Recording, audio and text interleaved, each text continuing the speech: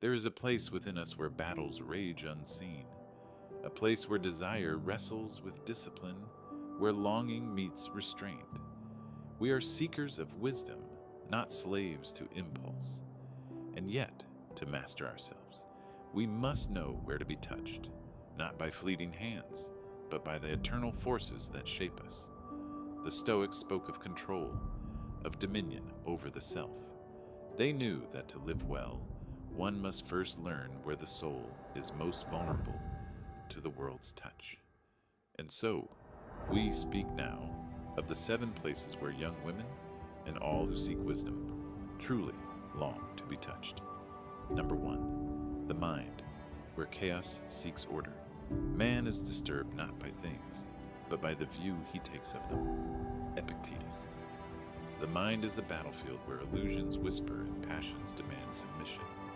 In a world that seeks to touch her thoughts with noise, distraction, and doubt, she craves the touch of clarity.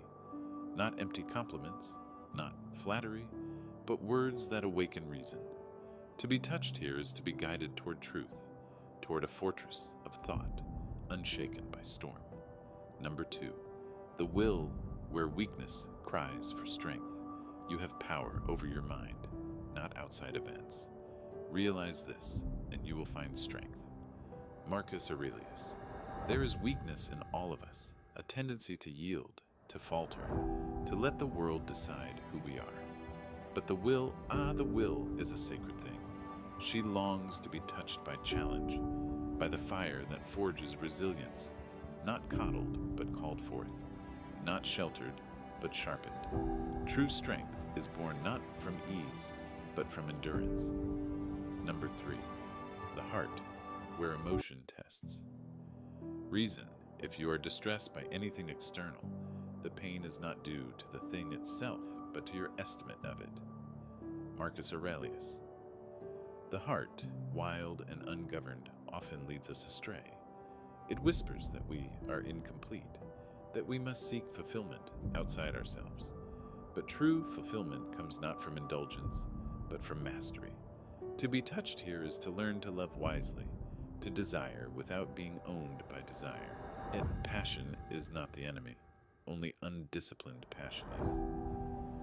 Number 4, the ears, where lies battle truth. We have 2 ears and 1 mouth so that we can listen twice as much as we speak. Zeno of Citium.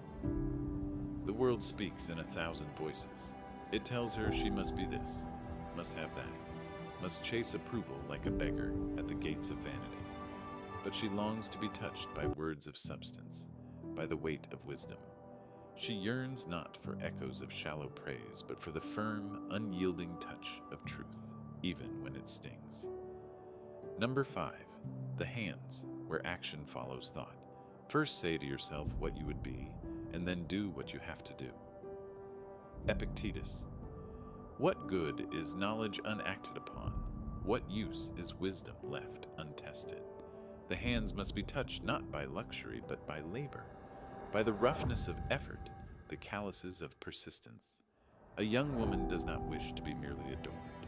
She longs to build, to create, to carve meaning from the raw stone of existence. Number 6, the spine, where fear bows to courage. Do not dream of the future. Instead, strive to be strong in the present. Seneca. There will come a time when she is called to stand, when the weight of doubt, of fear, of uncertainty presses down like an iron hand upon her back. And it is here, in the spine, that she must be touched, by courage, by unyielding resolve, not by comfort, but by the whispered demand, rise.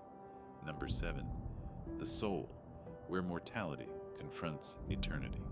You could leave life right now. Let that determine what you do and say and think. Marcus Aurelius. And then there is the soul, the place beyond flesh, beyond time, where she wrestles with the truth that all is fleeting, that youth withers, that beauty fades, and yet what remains? Virtue, strength, the quiet, unshakable knowing that she has lived with honor. To be touched here is not to be made safe, it is to be made whole. The world will seek to touch you in ways that weaken you, It will whisper indulgence, comfort, surrender. But we who walk the Stoic path do not seek the fleeting touch of pleasure. We seek the touch of discipline, of fire, of the forces that shape the unbreakable. To be truly touched is not to be softened, but to be awakened. And those who awaken, those who master themselves, need no other touch to define them.